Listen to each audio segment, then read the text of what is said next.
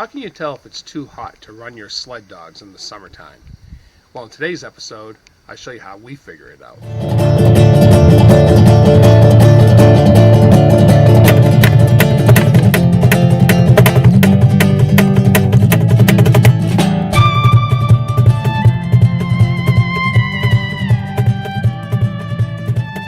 Hello, welcome to another episode of Massachusetts. I'm your host, Bob Tremblay. Well, in today's episode, we talk about the challenge of how do we exercise and run our sled dogs during the warm or even hot summer months. Well, it's about math and it's about common sense. There's a really simple equation that a lot of mushers use. So basically the way the equation works is you take the outdoor temperature, you add the relative humidity, and if that sum is less than 120, a lot of mushers consider it safe to run your dogs using common sense. What I like to do is I prefer to use 110 as a total as my baseline, as it gives us more, it's overall more comfortable for the dogs. So I'm going to give you an example. Yesterday, the temperature here in Massachusetts on June 28th, 2022 was 74 degrees. The relative humidity was 34 degrees. So you take 74, you add it to 34, you have 108. So that was within that 110 baseline that I like to use. So I took the dogs for a run, but I also used common sense. It wasn't just math. I took the dogs on a run where I knew we would be in a lot of shade. So I took them on a deep forested path where we never had any direct sunlight. I also brought them someplace where I knew that we would have a couple of spots to stop, not only for them to drink, but for them to actually get in the water and cool off. So even though it was in that comfort range for the dogs, I also made a point to make sure it was shaded and it was well watered. And so I took the dogs out and we had a fabulous run.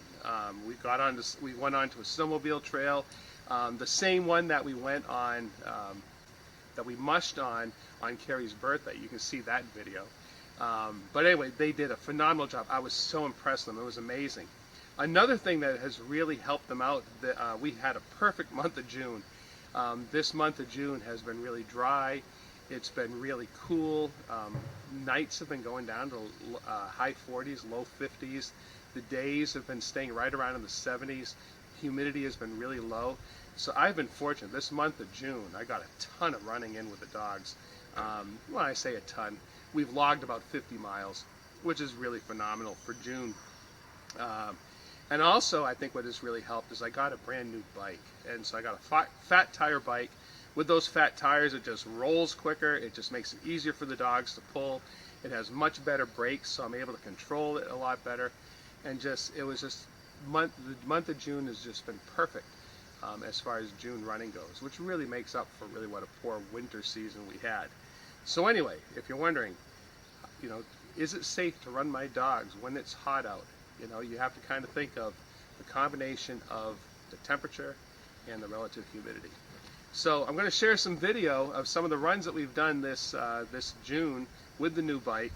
And anyway, so stay tuned and enjoy. I'll talk as we go along about like some key things that kind of that are worth mentioning. So anyway, stay tuned. In this first short clip, we find some illegal activity in the wildlife management area that I'd like to take the dogs running. So this is actually the first run with the new bike.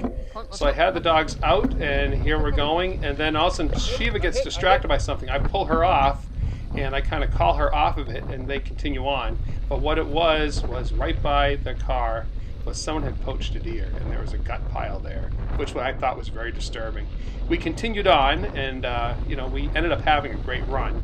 But then shortly as we got down to the bottom of this hill here, we ran into something else that I found very upsetting, and that was someone had illegally dumped a bunch of tires alongside one of the gates right by the wildlife management area.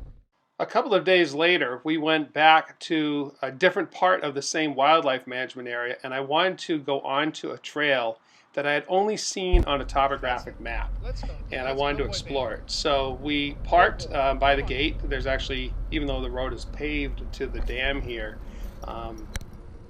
it's blocked off to traffic. So it's a very safe place to run the dogs.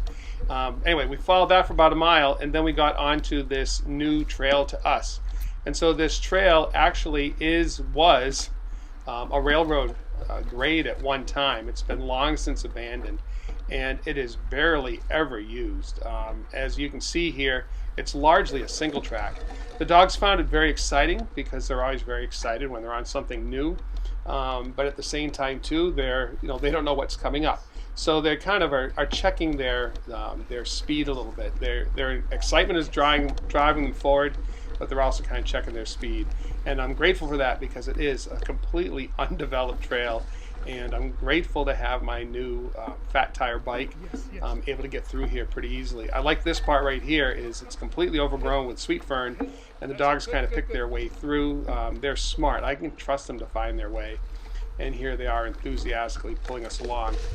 Just for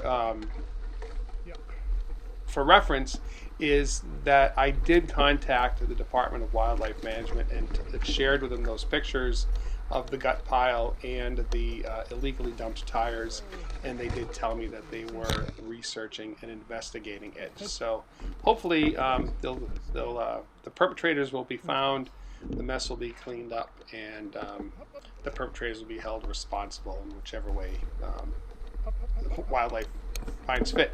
So here we are nearing the end of where we can go, and so you can see right here is the railroad grade ends. That's the Otter River right down below us there. You can see the bridge is no longer there, and there's a grade on the other side, which is actually easy to explore. There's my new bike. Here we are stopped. There's Bandit and Shiva. And again, that's the new fat tire bike that I have that we're really enjoying. It's working out really great for us. And now we turned around and we start heading back. So we're retracing our steps. And so now you're going to see the difference is now the dogs, they like this kind of closed terrain. They really find it exciting, but now they know it. And so their pace really picked up and they're going great. You can see this was, again, the temperature was around 70. It was very low humidity. It was cloudy. I have plenty of water. You can see the Miller's River right on our side there. Really perfect conditions for running the dogs in June, and they love this. I did get battered a little bit by branches and things, but it was really, really fun. This is a trail I've been wanting to check out for a long time. There's the Birch Hill Dam, so you can kind of see we're approaching the Birch Hill Dam. It's a dam that's built by the Army Corps of Engineers for flood control to manage the Miller's River so that if there is a flood, it doesn't overfill and spill down to the Connecticut River. So here we are running up to the granitic berm of the dam. Dogs are hauling right along. They love running in this grass. And you're going to see here is obviously we can't ride up that berm. There is a footpath to the left. And so I actually have to, it's very, very steep. So I have to stop the dogs and then get off the bike, and they will pull the bike and we'll walk up. So here we are. I give them a haw command and they turn into the woods, as you'll see in a minute here. There's the haw. And I'm off the bike at this point and walking it. It's very, very steep. And the dogs are great at how they realize that we go at a different pace. They're pulling us up. It's a steep hill. We get up to a little picnic area here, and then once we get to the picnic area, there you can see this is the way we came in to access that single track trail. And just for the heck of it, I turn the dogs G, and we go down just to kind of see the dam, just so you can see it. So there we are. There's G turn. Let's go. And there's the headquarters. This is the road that goes on top of the dam, on top of that granitic berm that you saw. So we ran down to there, and then I eventually turned the dogs around to head back to the car. It's a beautiful area. Nice cloudy day. I usually don't like to run them on the pavement because the pavement can get hot, especially in the sun. But I see a day like this, they're really enjoying it. They're having fun. They know we're heading back to the car. They feel very satisfied with themselves. There's the gate that kind of blocks things off. My dogs are great at knowing how to get around gates. I give them a G around, and they get us around the gate. And we come up, and there's another party. They had been riding their bikes, and they're just getting back in the car with their dog. My dogs are great. I give them a G command. They don't go bother the dog, and I bring them down to the water to swim, which is such an important thing to do in the warm weather. All around the picnic table, and down to the Mills River so they can get some water and cool off. Their reward for a really great exploratory run on a new trail to us.